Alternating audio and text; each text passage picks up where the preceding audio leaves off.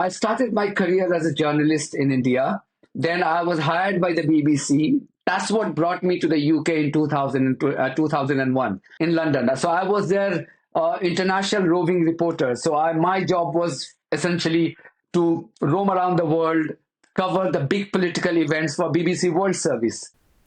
This was Rifat Jawaid, a former BBC executive and journalist who has spent decades covering major global events. Rifat's background in reporting from the front lines and managing several large television channels give him a clear first-hand perspective on how political decisions and media narratives shape our world. This is why our conversation is interspersed with the topic of media bias and manipulation.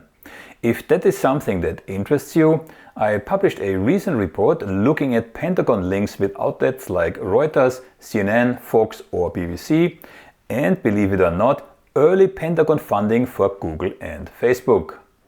This is important because in today's fast-paced news cycles, information is often filtered through agendas that favor ratings or political and corporate interests rather than the actual facts.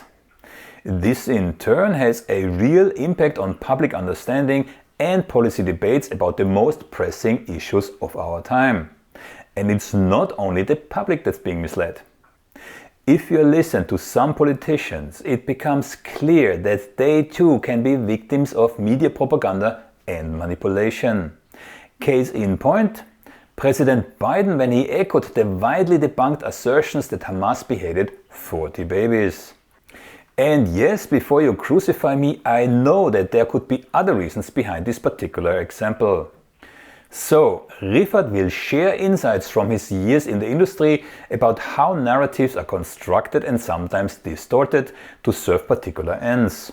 This isn't about finger pointing, it's about recognizing that every story has its angle and that understanding the context and the framing matters.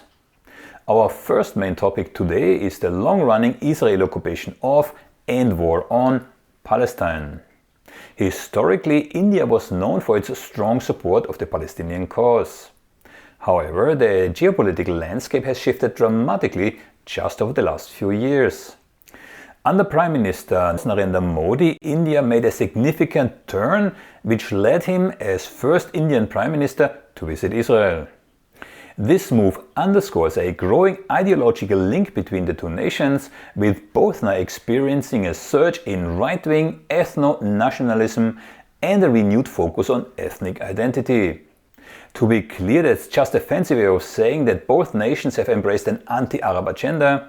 Israel through its ongoing occupation and brutal repression of Arab populations, and India by shifting its stance to actively prosecute and marginalize Arab interests, to say it politely. Rifat will help us understand how this change in foreign policy reflects a broader shift in domestic politics and what it means for the region. After discussing the Middle East, our conversation turns to a critical and turbulent moment in India's history, Operation Blue Star.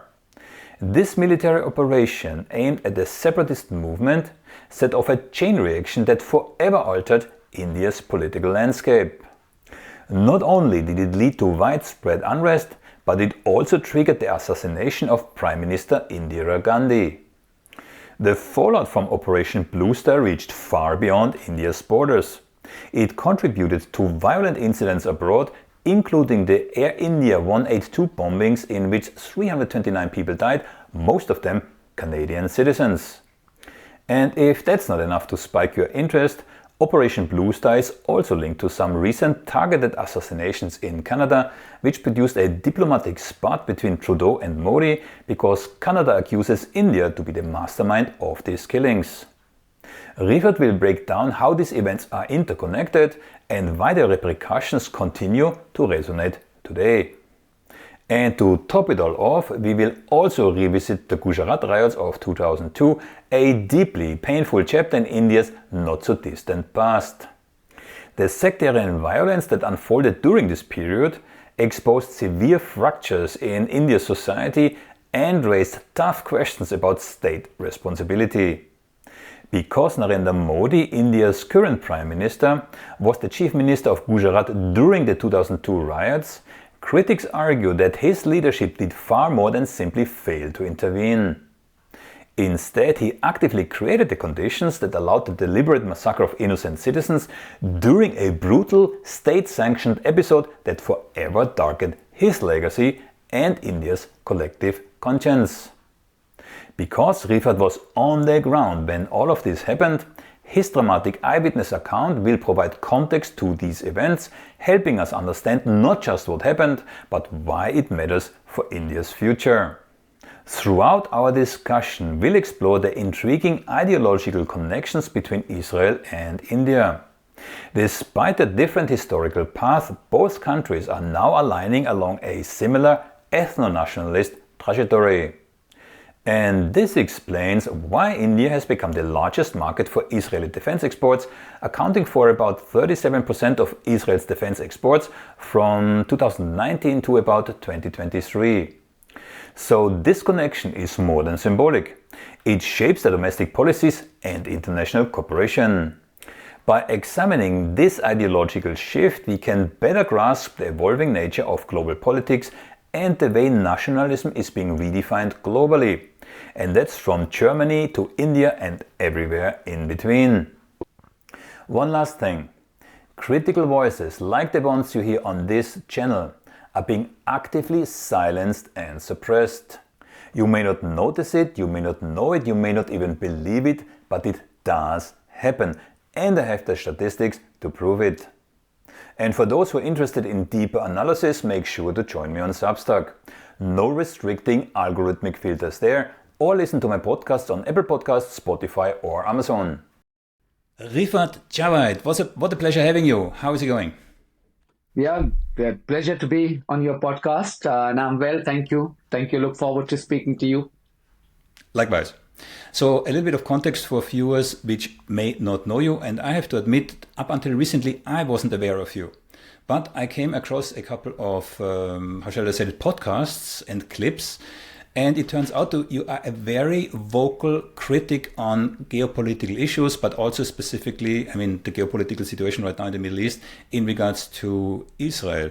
Now, why is that important, or why is that remarkable? You come from India, and up until not so long ago, the Indian government more or less was on the side of the Palestinians. Now, with the Modi government, that has changed. So, but that means the Modi government, being a right-leaning government, so to speak, supports the right-leaning government in Israel, which means that people like you who speak out are facing severe challenges. So tell us. Right. So I've been a journalist for more than 30 years now. I started very early, right from my college days in India. When I was 16, I wrote my first column in newspaper when I was 16. And as you rightly said, I've always held very strong views on matter of politics, sports, entertainment. I've covered almost every aspect of journalism, as both in the BBC and before that and after that. What is happening, coming back to Israel, I have followed Israeli politics or the Middle East politics for a very, very long time, from my college days.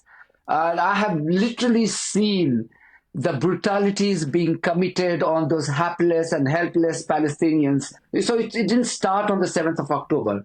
What really makes me angry is the double standard and hypocrisy and sheer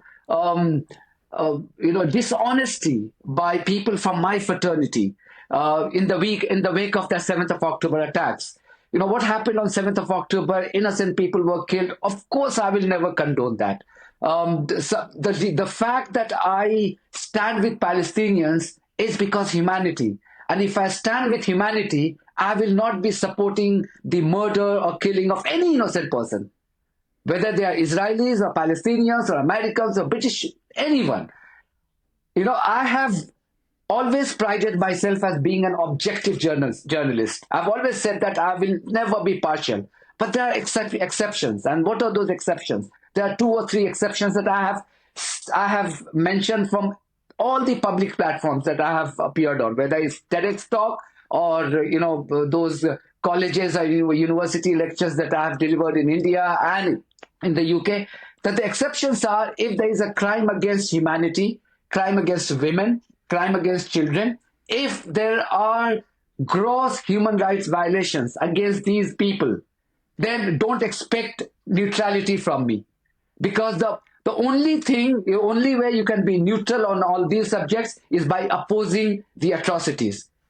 If you are trying to be a fence sitter, if you are trying to be indifferent or mute spectator, you're not being honest to your profession. So the reason why I feel strongly against Israel, because of the brutalities that they have been committing on a group of hapless Palestinians, forcing them out of their own land, making them refugees in their own land. Absolutely despicable treatment that they have been meting out to those people. That's the reason why I've always supported the Palestinian cause, not just before the BBC, during the BBC, or after the BBC. I've always been consistent, despite being an Indian. As you rightly said, India has historically supported the cause of Palestinian, and they still do. If you look at these, okay, there have been few instances when, because of Modi, because Modi is a fascist guy, he's a right-wing guy, he thrives in the politics of hate, so it suits his agenda. So therefore, he finds common ground with Netanyahu, the war criminal Netanyahu. He has never hidden that aspect. He invited Netanyahu in 2018 to India. He brought the entire Bollywood to welcome him. And even at that time, I had called Netanyahu a bloodthirsty terrorist, which was picked up by all the media in India. So it's not that, and I used to live in India that time in 2018. So it's not that, it's only now that I am criticizing Israel. I have always criticized Israel, both during my time in the BBC and outside the BBC. So I've always been consistent. Modi was the first Indian Prime Minister ever who visited Israel. I believe it was in 2017, right? I think 2017 or 18, round about the same time when Netanyahu also came to India. Yeah, but he was the first Prime Minister ever to visit Israel. I think that's correct. That's correct. Yeah. Yeah. Now I have a couple of questions in regards to you, because I find it's really interesting. So first of all, you were, I think, 12 years by the BBC in India, right? No, so I started my career as a journalist in India. Then I was hired by the BBC. That's what brought me to the UK in 2001. So I joined the BBC in 2001. But in England. In London. Okay. In London. Yeah. So I was their international roving reporter. So my job was essentially to roam around the world, cover the big political events for BBC World Service. BBC World Service is the radio arm of the BBC, which is catering to the global audience. So the BBC World TV and the BBC World Service Radio. So I was a radio reporter, but because of my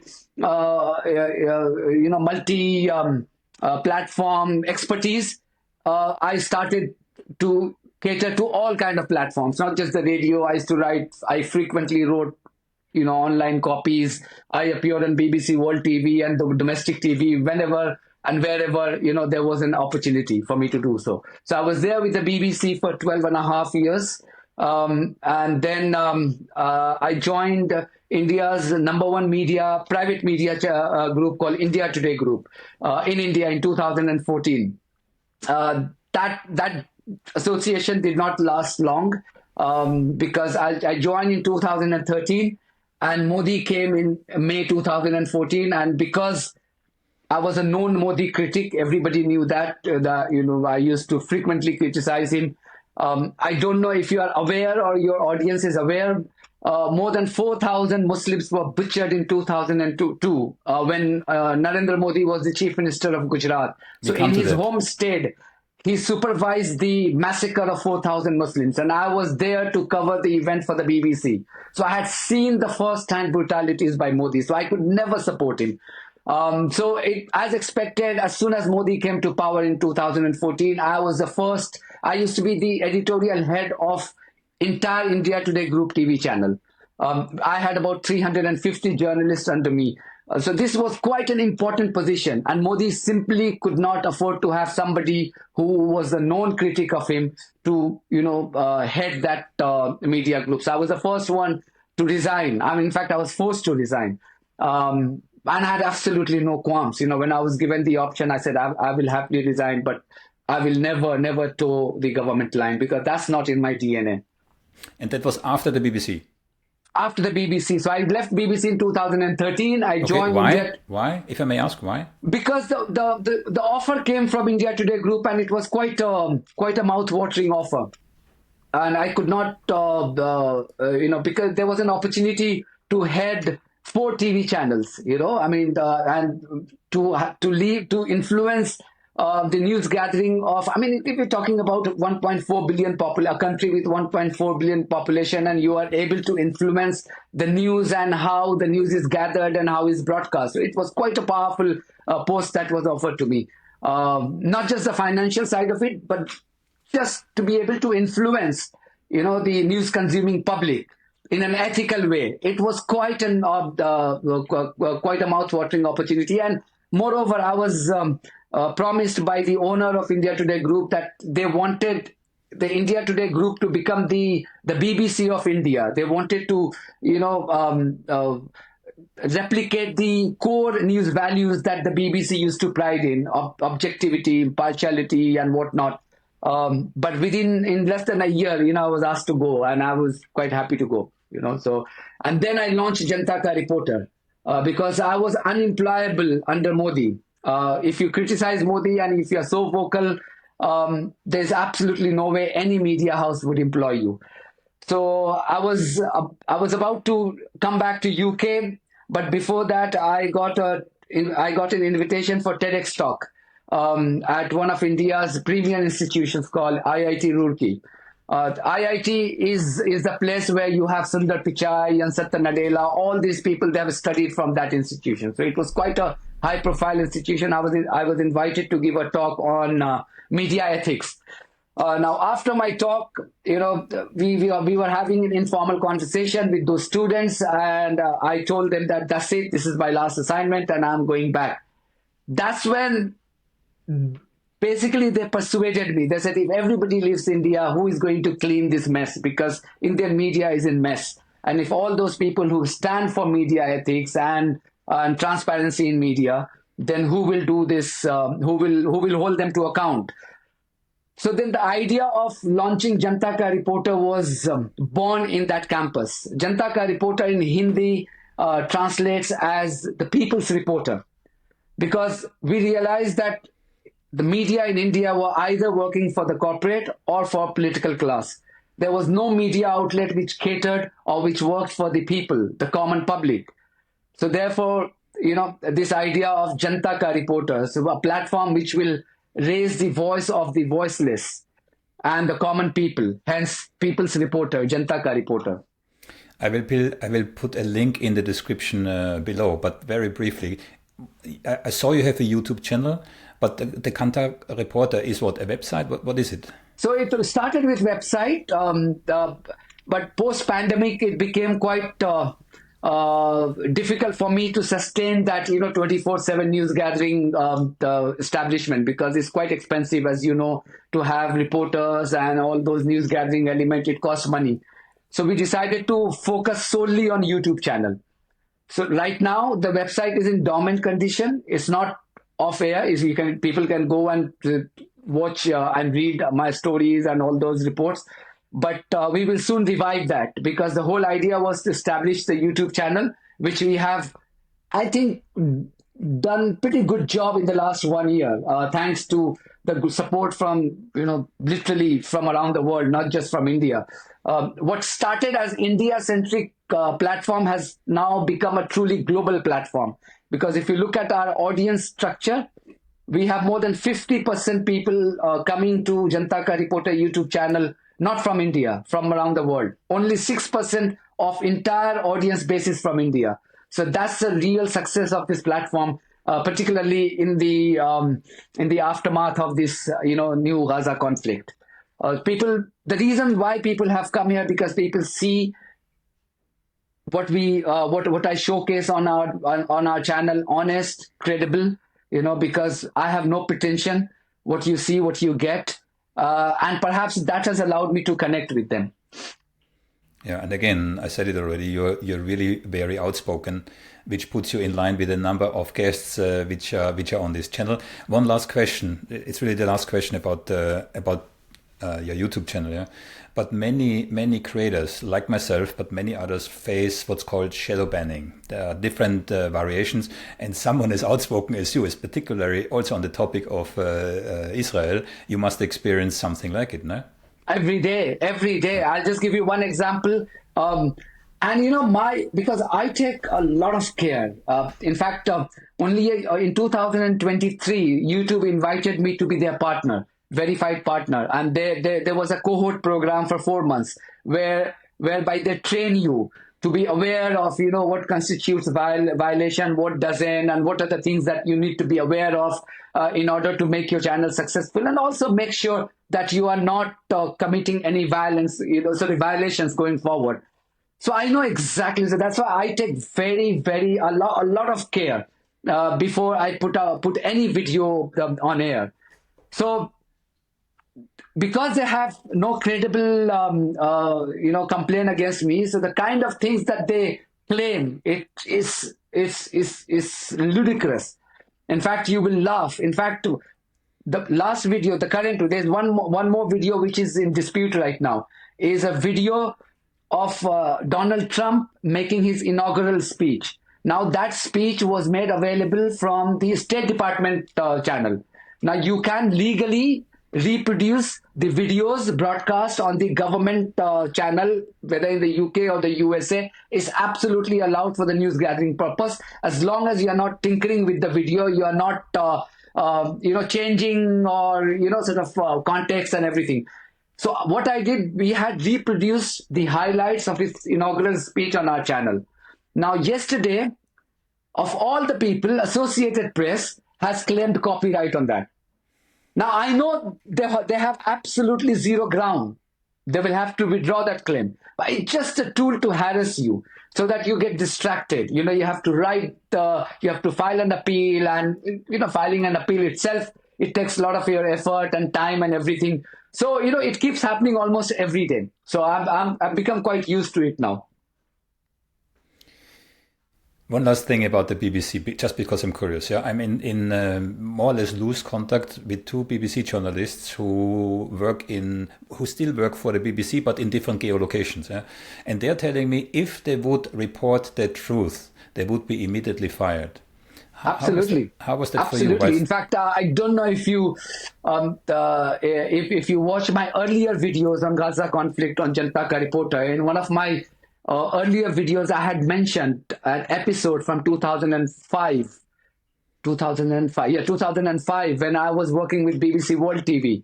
And just Google, you will find that Israeli terrorists had made incursion into Gaza. So, again, to illustrate that it didn't start on 7th of October. In 2005, there was a full-blown incursion into Gaza. They were killing people, children, mercilessly. And all those visuals were coming directly to us. Now, we were told by our editors, by senior bosses, that you cannot use any children's visual. And I said, why? They said, you cannot, because it will portray Israelis in a poor light. And we can't do that. But I said, we have the BBC, who are Israelis to control. We don't fear the government that pays, that takes care of our salary. We are taught to go against the government and criticize the same government, who are Israelis to dictate our editorial judgment. And they said there was no answer from them. So it didn't start from that time. Of course, right now they have become more brazen. They have become shameless. There is no pretense about it now.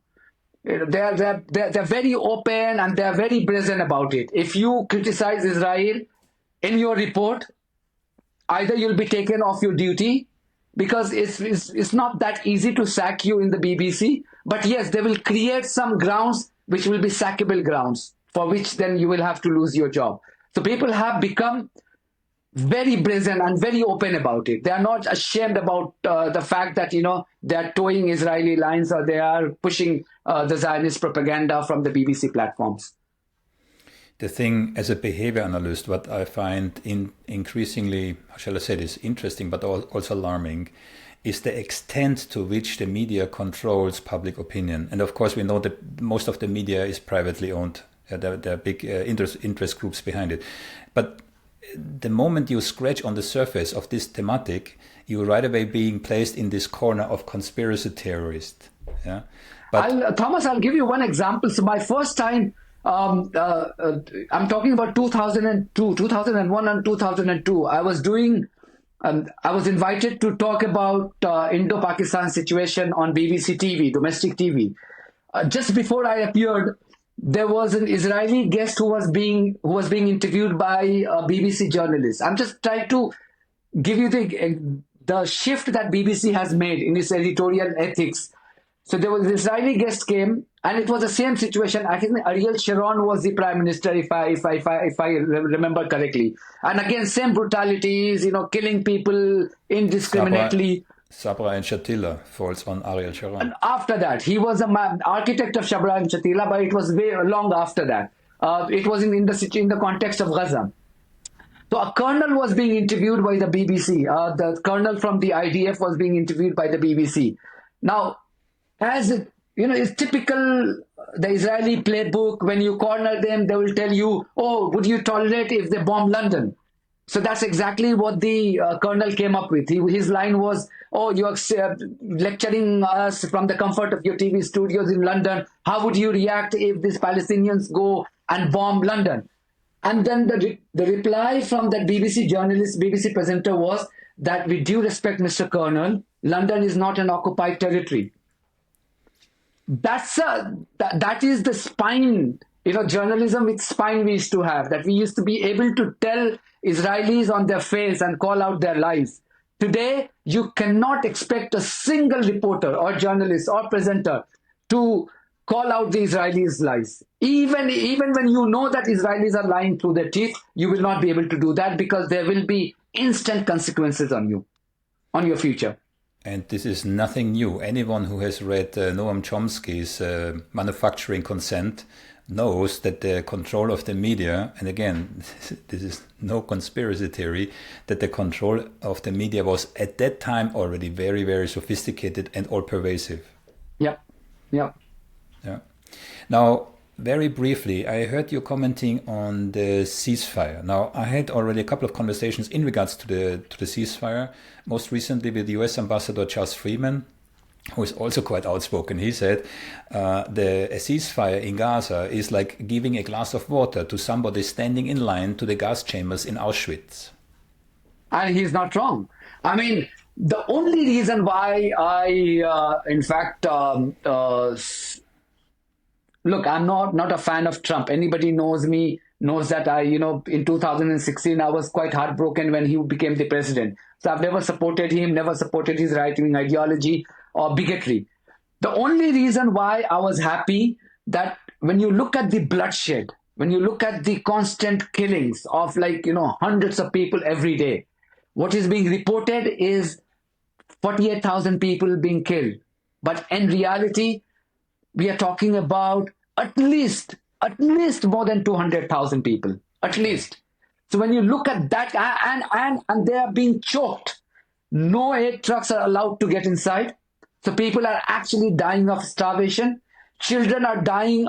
They're literally freezing to death because no winter clothes are allowed to enter Gaza. And I've been in touch with all those reporters out there, and it was hard. If I say I've been heartbroken would be an understatement. So to see that at least for the moment, they get the food to eat, they're getting all those winter clothes inside.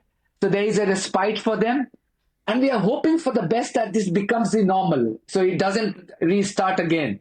So what I was reacting to the momentary respite that the Palestinians have got. And they needed that, because at least those hundreds of people are not being massacred every day. So at least there is a stop on that. And we are hoping that this becomes a normal thing, and this becomes a norm, and ceasefire holds. I heard, and I already have to communicate it a couple of days ago already, that apparently there was a backdoor or backroom deal between Trump and Netanyahu. So there was a deal that ceasefire for free reign on the West Bank and with the implicit understanding that Netanyahu can take on hostilities in Gaza at any time he feels like. Could be. I have heard that those arguments as well. And what is happening in Jenin and other parts of the West Bank right now, that those arguments may hold water. And let's not forget what is happening in southern Lebanon. I mean, it was supposed to be a ceasefire, but Israel is pounding southern Lebanon. So it's a free rein for Israel anyway. Where we have come from. What did we get under Democrats? Absolute brutality. In fact, Democrats were bankrolling billions of dollars and all those 2,000-pound bombs to Israel to go and kill people and then and then shamelessly defend and justify those things from the podium in the White House and the State Department.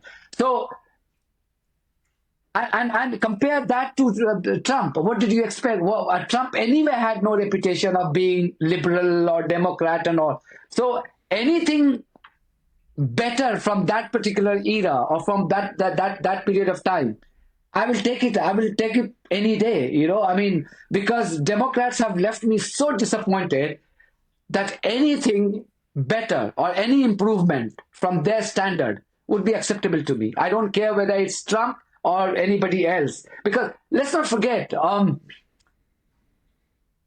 don't want to be too excited. I don't want to be too optimistic about Trump. But certain things that Trump has taken, a certain decision that Trump has taken, I would welcome that. For an example, he has arm twisted Netanyahu. If this is what Netanyahu wanted and it was so favorable to Netanyahu, why would he be so resistant? Why would he be so reluctant to accept it? So therefore, if you listen to John Bolton is one of the biggest friends of Netanyahu, whose security has been withdrawn by Trump. Only a couple of days ago, he confirmed that Netanyahu was arm twisted. He wasn't willing to agree for the ceasefire, but then Trump wouldn't have it. I have reported from my channel that Trump's envoy, Wicklow. Exactly. The kind of language he used in response to Netanyahu office's excuse that is Shabbat and he can't actually talk to you. So, I mean, I'm quite optimistic. Although I could be wrong, Trump being Trump, very unpredictable guy. But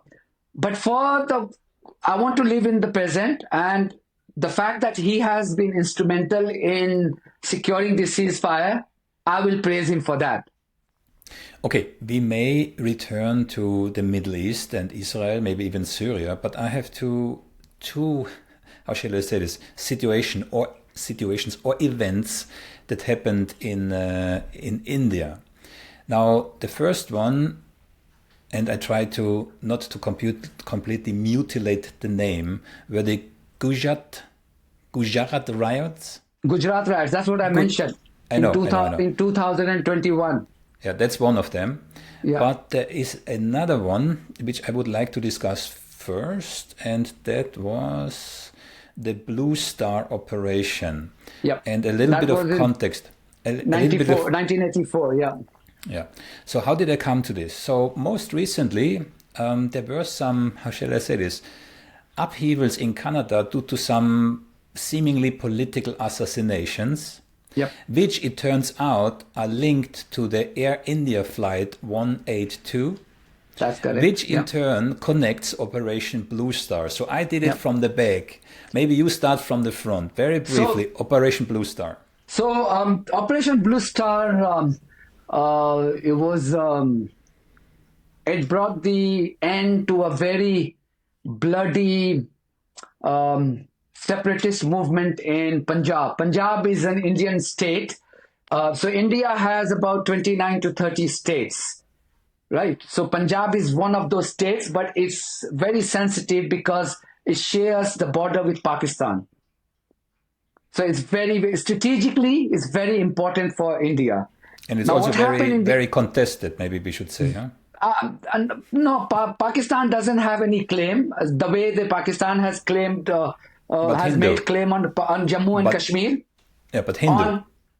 No, Punjab is Punjabi, Sikhs. They are not Hindus. They are Sikhs. The people who wear turban on their head. The blue So ones. yeah, so they are Sikhs. They are not Hindus. They have a separate religion. So in the 80s there was and they have a significantly large. I wouldn't say significantly large, but quite a lot of people in the 80s, they demanded a separate country for themselves. And that country should be called Khalistan. That's the country they wanted. So the people who supported Khalistan, they launched an armed militancy against Indian government. And there was credible evidence that Pakistan was backing that movement. Pakistan was supplying arms and weapons to those people to fight against Indian government. Now, what happened to Operation Blue Star? We used to have a prime minister called Indira Gandhi, who was the grandmother of the current leader of the Congress party, Rahul Gandhi. A very iron lady, proper iron lady. She was the prime minister for 19 years, and she was the one who caused the division of Pakistan and got Bangladesh independence. She sent Indian army to liberate Bangladesh from Pakistan. Bangladesh used to be the East Pakistan. It became an independent country in 1971 because Indira Gandhi was the prime minister and she sent the army. So she was a very, very strong lady. So to curb, I mean, it's a long, long story. There was an intelligence that the heads of all those armed militants, they were hiding in a place called Golden Temple. Golden Temple is the biggest and the most sacred place for Sikhs. Like the Makkah is for Muslims or Vatican is for Christians. Golden Temple in Punjab is the biggest, the place for worship for Sikhs. So there was a report that all those armed militants and their commanders, they were hiding there with their arms and ammunitions. The only way, I think Bindrawale was he called. Bindrawale, right? Correct. Yeah. So you already know that. Yeah, Bindrawale. So Bindrawale was hiding there. The only way you could have actually neutralized them or killed them is by storming into that Golden Temple. So Indira Gandhi ordered the Indian army to storm into Golden Temple, and there was a bloodshed, there was a firing, exchange of fire, and everybody was neutralized. But the fact that she was the first prime minister, the only person who could order the army to move into the most sacred place for Sikhs, it did not go down well with a lot of Sikh people. So it happened in 1984. It happened in 1980s. Now, on the 31st of October 1984, two of Indira Gandhi's bodyguards, who were also Sikhs, they brutally assassinated her because they wanted to take revenge for that action. And Indira Gandhi was assassinated. Now, to Indira Gandhi's credit, she brought the militancy to an end. Punjab became peaceful. That's fine. But then a lot of people who left Punjab in that period to protect themselves or to hide from the Indian government, they are in England, they are in Canada, they are in different parts of the world. Now they are trying to revive that Khalistan movement. And hence these, all these protests and political, activism, by those people, because they essentially want to revive the demand for a separate Khalistan country for Sikhs. Just a bit more context. So you said there were some firing. Now, I read it. I only know it because I read quite a book about it. Yeah? That's my source of information. Officially, there were 490 people were killed, but unofficially, some estimates range between 5 and 10,000 people. So that was quite an operation. It also lasted quite a while. That's correct. I mean, look, there is always this official figure and the unofficial figure. But if you have been to, excuse me, if you have been to Golden Temple, you will see that hundreds of thousands of people come there every day. So there were also worshippers there at that's the correct. That's moment correct. Because you will attack. have worshippers. You will have worshippers. So it was always going to be a challenge if you decide to send army into Golden Temple at a time when the hundreds and thousands of people, they visit there every day. There will be. I was too small at that time. I was like 10 when it happened. But nonetheless, we used to follow that event because it was quite a significant development in modern Indian history, post-independence history. Um, so therefore, a lot of Sikhs they've still not forgiven Indira Gandhi or her party. And those are the people who have now decided to revive their demand for a separate country carved out of Punjab, Indian Punjab. Now we have established what Operation Blue Star was, and we also have established that it was not a small event. Now, how is it linked to the Air India Flight 182? Now, I mean, there is a theory that the people who masterminded that Air India, the explosion, were the people, again, those Khalistani sympathizers. And if you know, the Air India has now become the private airlines, but up until only a couple of years ago, Air India was the national carrier for India. To have that explosion, to massacre those many people traveling in the national airlines of India, would be symbolically would send a very powerful message, and that's the reason. So clearly, the pro-Khalistani elements were behind that. And the reason, I can't read their mind, but the reason why they chose Air India is to send a powerful message to India that this is your national airlines and we have still not forgiven you and we are still able to cause carnage, and to keep their Khalistani agenda alive. There are 329 people died on that day, and at the same day, I believe there was a second bombing in Tokyo. But apparently this baggage kind of was mishandled, so it wasn't on a plane, and two baggage handlers died. So that this tragedy could be much larger. So there were some. Pan Am was again another significant, the part development connected to the Khalistani movement. So Operation Blue Star, the bombing of Air India 182, and now how does that link to the recent assassination in Canada? So not just Canada. I mean, there have under Modi government. So Modi hired a person called Ajit Doval, who is his national security advisor.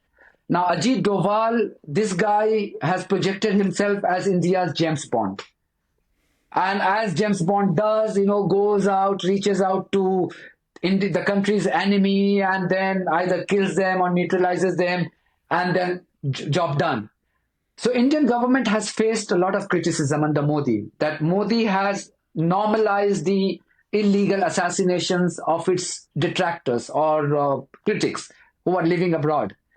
And they are not just in Canada. It became a big news in Canada because Canada is a first world country, America is a first world country. But India has routinely done that in Pakistan pretty regularly. Anybody who has taken sanctuary in Pakistan, because as I said, Punjab shares the border with Pakistan, so a lot of people, it's very easy for them to cross over and go and take refuge there. And Indian government has done that under Modi. What became quite a big news was when a prominent pro-Khalistani leader was killed outside, again, Gurudwara, their place of worship. In Canada. In Canada. So, he was a prominent pro-Khalistani functionary, and B, that murder took place right outside the Gurudwara.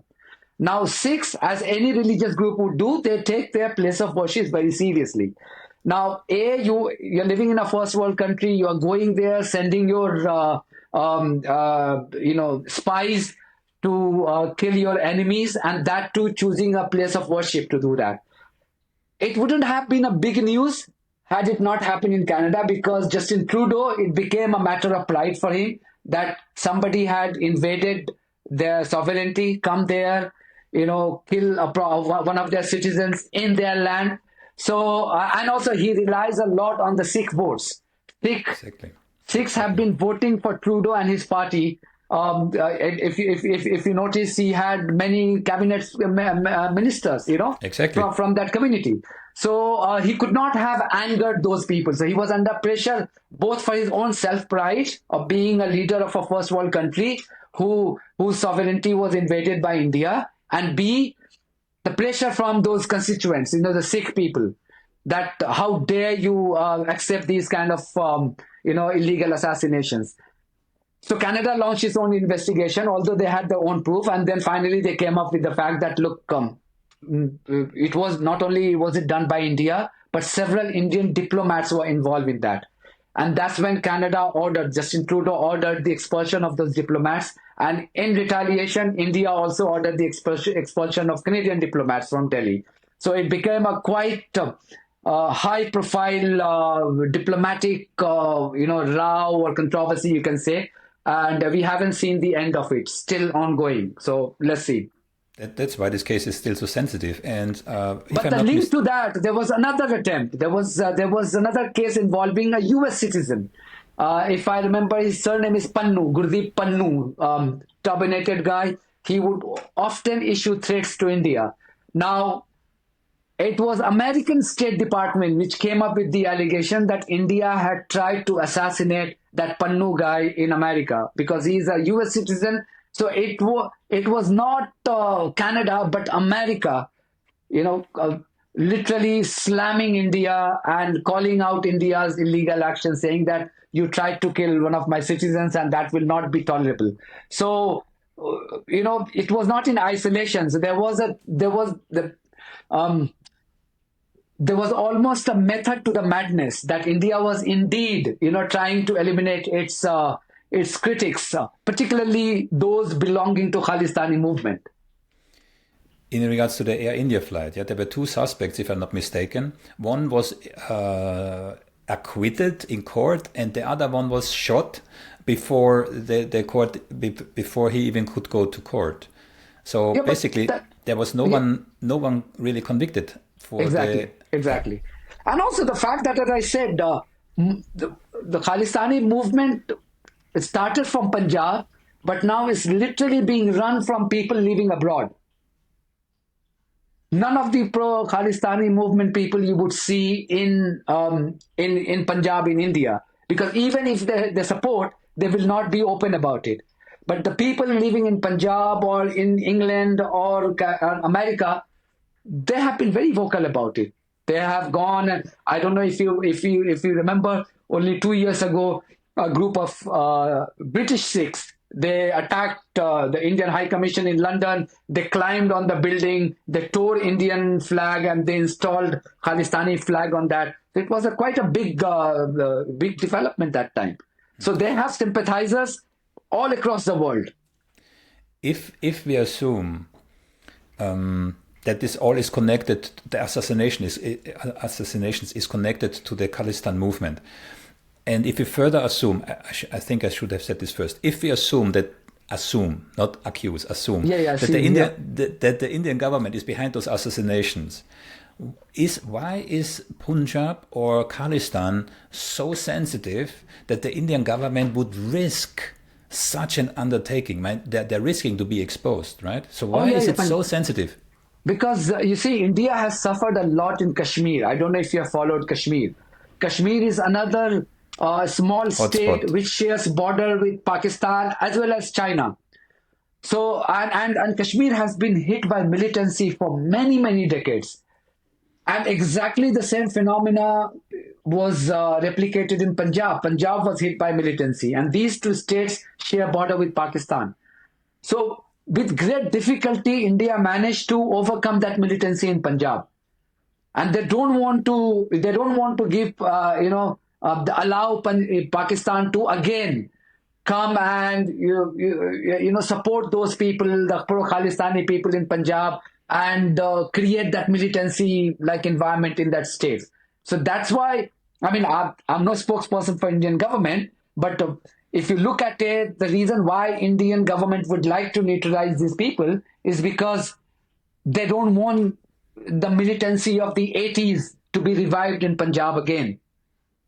Because in the 80s, there was almost on a daily basis, you will hear a story of a bus being stopped at gunpoint and the passengers being massacred. It was a normal story almost on a daily basis. Punjab was a no-go area. Even if you were Indian, you could not go to Punjab because it was just not safe to go there. So now Punjab is a different state altogether. I've recently gone to Punjab, traveled across, drove across Punjab. It's a small state, so you can actually drive across Punjab, in a single day. And it's a beautiful place. It's a state which prides itself in agriculture. So it's the largest producer of wheat, largest producer of sugarcane. It led the agriculture movement of India. That's how amazing it is. Now, Indian government doesn't want, for this doesn't want the state to return to that the phase of 80s when militancy was at its peak, people were being massacred, and you couldn't enter that. It wasn't a safe place to go to. Now, the means that they're adopting, you can question that means. Is it okay for Indian government, a responsible government, to go and kill people? It's people, it's almost your own citizens, right? To go and illegally assassinate them. Should a responsible nation be doing that? That's a question you can raise. But why Indian government is doing that, you can understand why they are doing that, because they don't want any headache. It's quite a radical solution to It prevent is, headache. indeed. It is, yeah. Okay. Now the second one, and this is more personal to you. This is the Gujarat riots. Gujarat, yeah. Yeah, maybe fill us in. So, And why it's related to you? Because I think you made a personal decision on that one. No, so Gujarat riot happened in 2002. Modi was the chief minister of, now he's the prime minister of the country, but he was the chief minister of Gujarat state. Almost, if you look at any independent inquiries, they will tell you that, in fact, okay, so let's start what happened, what triggered the violence. So on 26th of February 2022, there was a train carrying lots of Hindu worshippers returning from Ayodhya, where they believe that their Lord Ram was born. That was traveling back from there to Gujarat. And suddenly there was a fire in one of the coaches. There was a fire and about 51 Hindus were killed in that fire. Now Modi immediately, claimed that that fire was caused by Muslims and the Muslims had deliberately targeted Hindus. So therefore, it was time to take a revenge. And because Modi was the chief minister, he had control over all the machinery, police, everything, so he could order the deployment of police and literally give them a free hand to kill Muslims wherever you find them. So the Muslims were killed, at will. They were raped. The kind of brutalities that you see in Gaza right now, you would see exactly the same brutalities there. How do I know that? I was there. I traveled to Gujarat to cover that event for the BBC, and the stories were absolutely gruesome. How I maintained my mental sanity and how I did not become the mental health patient is a mystery. This was exactly what was in my mind when you just said it. How do you deal with such a traumatic experience? There was a gentleman I met. He was in his 70s. I was interviewing him, and those were the days when, you didn't have mobile phone camera and all. So I was carrying my dictaphone, BBC dictaphone, and the mic. And he was taking refuge in a makeshift refugee camp made of plastic. So I went there, and it was the holy month of Ramadan. And at the end of Ramadan, they have the festival called Eid, which is a moment of celebration. Yeah. I wasn't aware of his personal situation. I knew that he's been displaced. So I went to him and I said very politely in Hindi that, uncle, this is the holy month of Ramadan. What are your plans for Eid? And still, it gives me goosebumps, his reaction. He started jumping as if like he would just go and, tear the roof and go through that. And he said, what Eid? What Eid? Do you know what has happened to me? They cut the womb open of my daughter. She was pregnant. They took the baby out in front of me. What Eid? What Eid? Now, you can't expect 70-year-old guy staying in a camp to lie in that fit of rage. You can't expect that. And that story later became very, very big. Like, the how the pregnant ladies whose womb was cut open by Modi's supporters and killed. Now, that is just one story. There were thousands of stories where, the women were brutally raped. An MP, a member of parliament, Hassan Jafri, he calls Modi to say, look, my family is in danger. Modi refuses to answer his call. He is a member of parliament and his house was set on fire and he was killed. The story filled with those kind of things. It's not a hearsay. It's not CNN broadcasting that, BBC. I was witnessing that. There is a wonderful movie that somebody made called Parzania. I mean, if you get an opportunity, it's in English on YouTube, go and find it. It was made by a friend of mine called Rahul Dholakia. One of the most accurate description of Gujarat life. But Modi banned that movie in India. So you can't watch that movie in India. Now, how do I do that? How do I maintain my sanity? I'm extremely spiritual person. So I do lots of, being spiritual does help me revive myself and deal with these kind of things. So yeah, that's the only solace. Otherwise, I would have gone nuts in 2022, in 2002, just what I saw in Gujarat.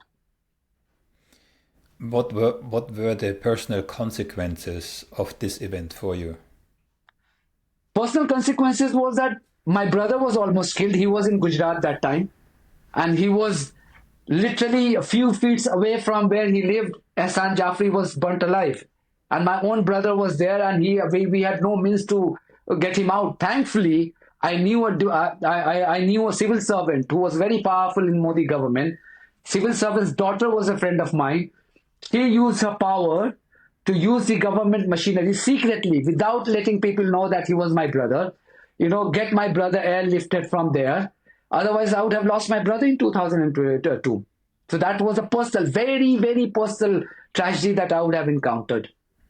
I didn't know that, but according to the information from my little research here, I saw that you resigned from a prominent position due to your stance on the issues like this riot in 2002. Was that part of it? Not in 2002. Not in 2002. The India Today was the fact. They wanted me to toe Modi's line, and I refused. I said absolutely not. So they said, I said, what is the other option? They said the other option is that you resign. I said, I'll resign. I'll happily resign, but I will not toe Modi's line because I have nothing against Modi in person. He's a prime minister you of called India. him fascist at the very beginning. You called him a fascist. Yes, I mean that's a trait of his character, and I must be honest. But Modi hasn't harmed me personally. But as a journalist, if I have to evaluate him, it's my job to evaluate as a commentator, as a journalist, as an analyst. I have to evaluate him, and I think he's been a fascist leader. We have seen India turned into a hate factory in the last 10 years.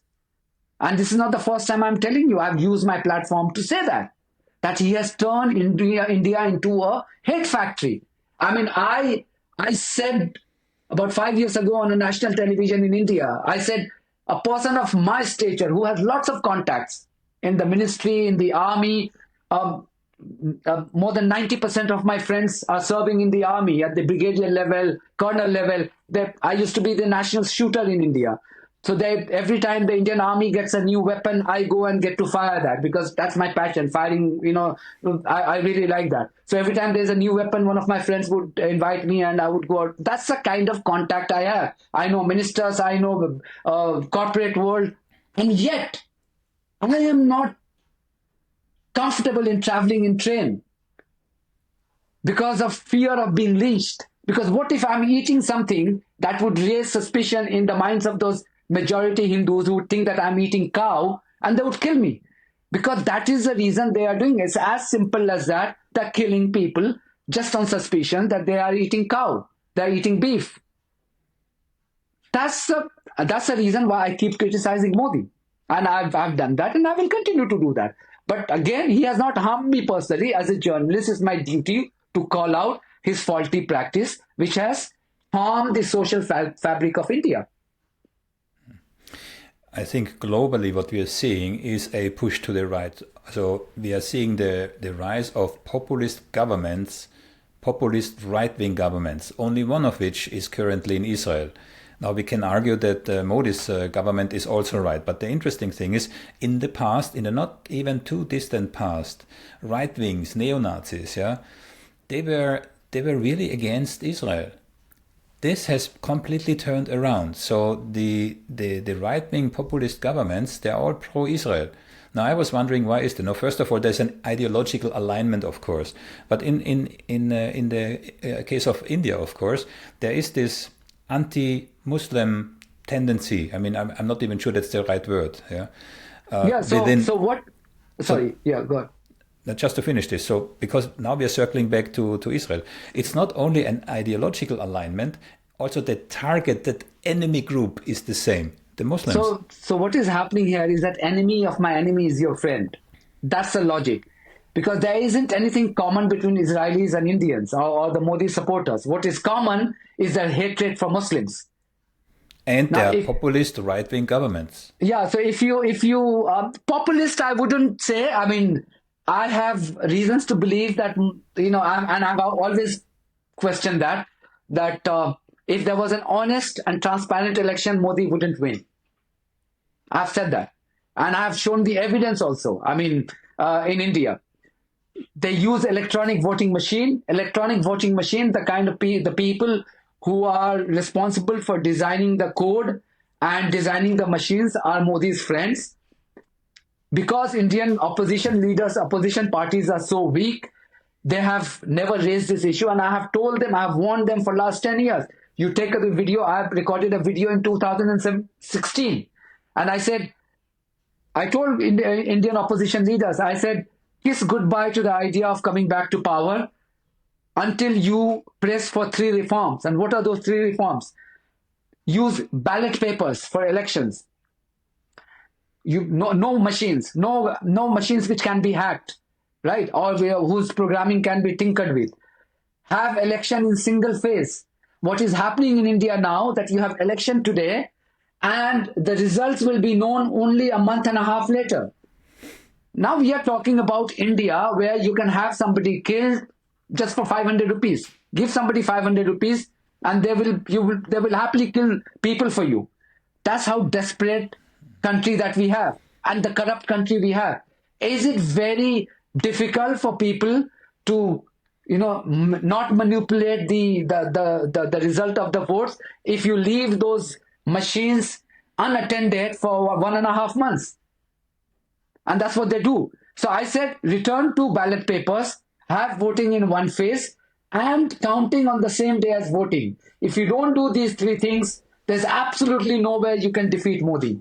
Because Modi is not popular. I've always believed in 2013 when he came to power, that was the only time he was popular. Since then, he has lost his popularity, but what he has not lost is his control over the electronic voting machine.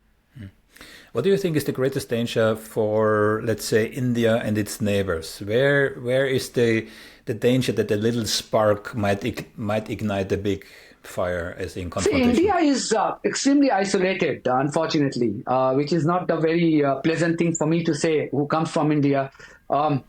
China is increasingly getting its stronghold. China is in Sri Lanka, China is in Burma, China is in Nepal, China is in Maldives.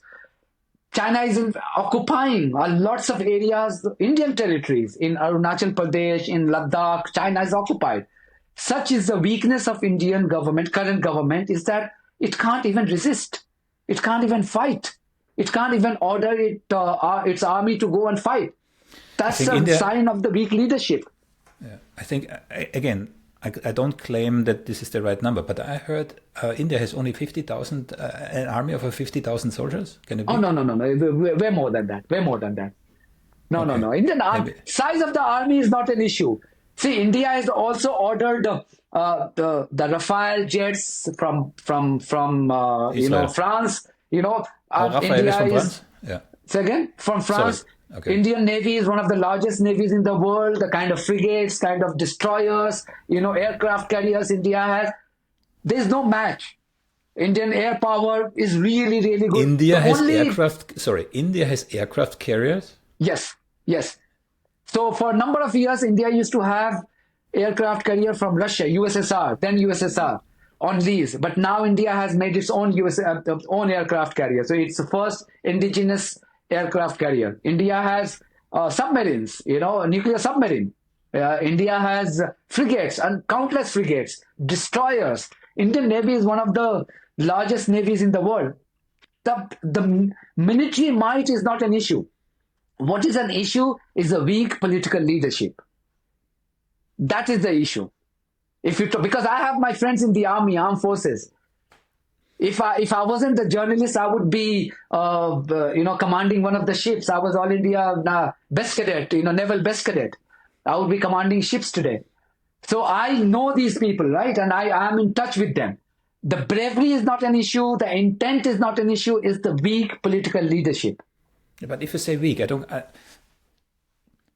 don't completely understand. So weak in what sense? I mean, So I tell you, so Modi came to power saying that, look, if you elect me, I will teach China a lesson. I will teach Pakistan a lesson. And people said, oh, great. Finally, we have a strong man who will go and teach China and Pakistan a lesson. But what he did, immediately after he became the prime minister, he invites Xi Jinping to Gujarat, and they are happily enjoying the coconut water, hugging each other. At the same time, China is making incursion into Indian territory. Okay. So that is what I mean by weak leadership. That you're indecisive, you are weak, you clearly don't want to commit yourself, against China or Pakistan. In fact, he hated Pakistan. He abused Pakistan to come to power. The moment he became prime minister, he did something that no prime minister had ever done. He had gone to Afghanistan. On his way back from Afghanistan, he decides to stop in Pakistan out of nowhere. Nobody had any clue. It wasn't the planned one. The Pakistani prime minister was Nawaz Sharif that time. He was taken aback that how come Modi is here? He said, oh, I just came to your birthday party and I want to enjoy your biryani and your food. That became a butt of joke.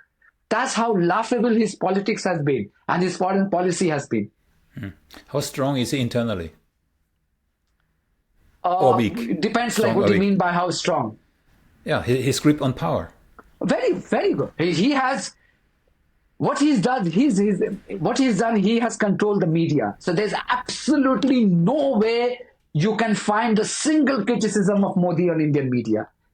Even if, let's say, we always make joke that even if Modi goes and does something nasty to one of the family members of a journalist working for those TV channels, those journalists will still come on TV and say how great a guy Modi is. That's the kind of control he has, because Indian media depends on the government support through the advertisements. And we're talking about millions and millions of dollar worth advertisements. Everybody same story. Yeah. So if you what Modi has done is that, look, if you criticize me, not only will you lose that ad revenue, then your channel will collapse.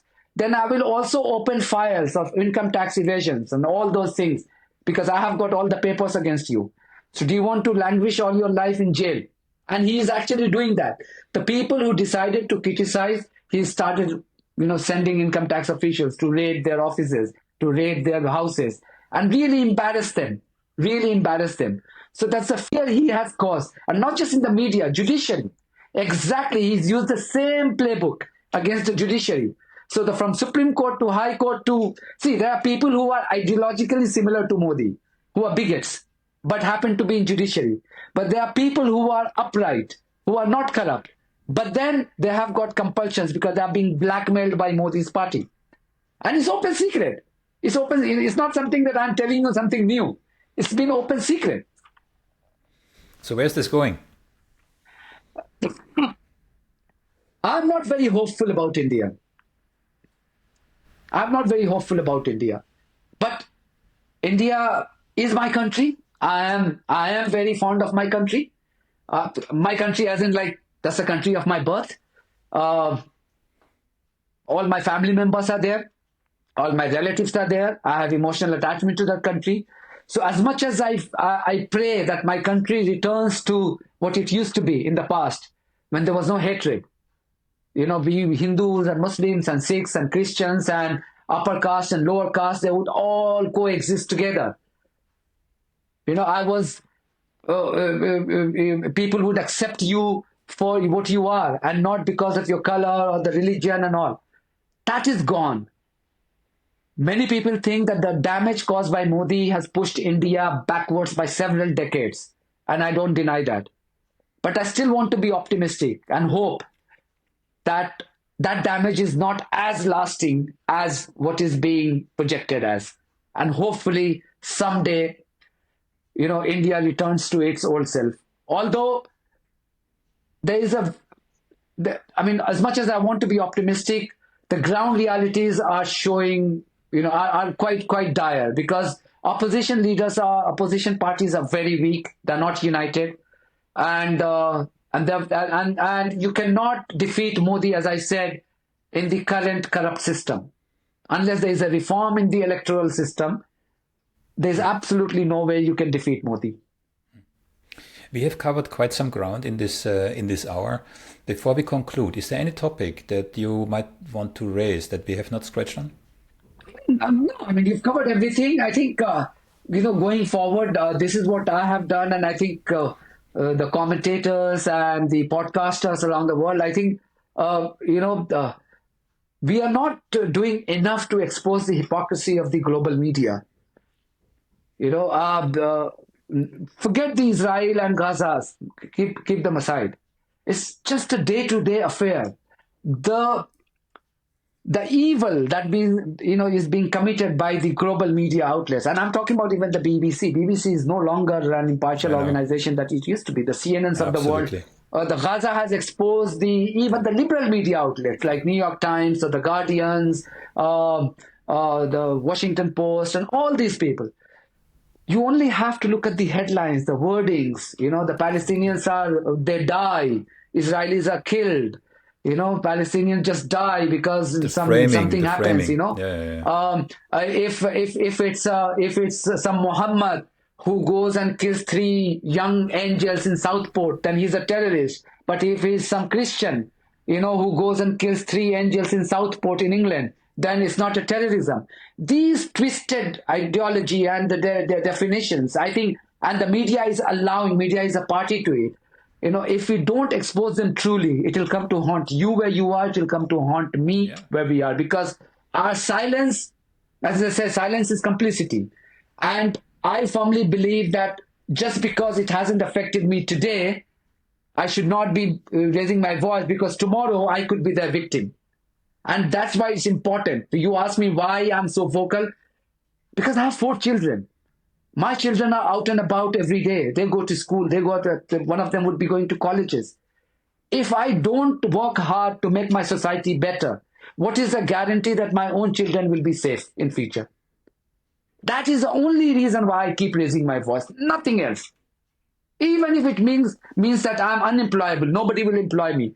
But at least, as I said in one of my videos, when I go to bed, I don't have any guilty conscience. I'm able to make eye contact with my children. I'm able to look at myself in the mirror and be content that, look, I haven't done anything wrong. And that's important for all of us to do that. On that note, very wise words. I thank you very much for your time. It was a really engaging and lively discussion. I hope we can repeat it. Absolutely. No, I was in Amsterdam last month, as I told you. I was there for 4 hours at the airport on my way to America. So didn't get the chance to go out, but someday, I might see you in Amsterdam. So you never know. Next time. It was my pleasure. Yeah, likewise. Likewise. Have a good day, yeah? If you made it that far, congratulations, you're ahead of the pack. And if anything in this video resonated with you, be sure to like it, share it with your friends, leave a comment, and as always, don't forget to subscribe. It really makes a difference, especially in a shadow banned channel like this one. And as said before, if you want to keep up with my work, make sure to follow me on Substack. In my Substack newsletters, I dig even deeper. I break down tricky ideas, show you practical analytical techniques, and explain how you can use them in your own life. It's free, the link's right below, and I would love for you to join the conversation. Let me know how it's changing the way you look at the world and its people. And as always, thanks for your support and see you next time.